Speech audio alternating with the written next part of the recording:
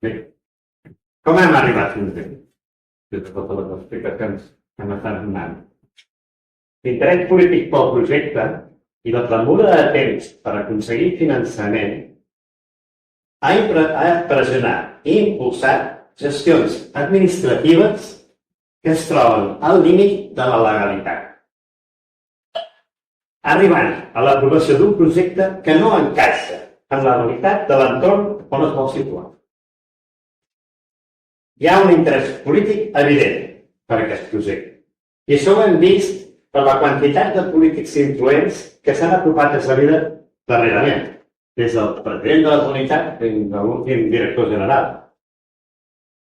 Aquest interès polític exerceix pressió sobre tècnics i funcionaris administratius que s'obliga a treballar amb el límit de la legalitat.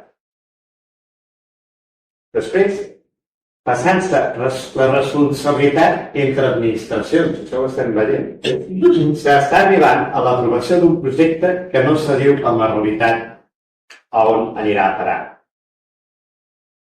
El fi no justifica el mitjà. S'han de complir les regles de joc. En aquestes circumstàncies, pensem que no s'ha d'aprovar aquest projecte, emparant-se només amb l'aval dels tècnics i obviant les crides a la prudència d'algunes administracions.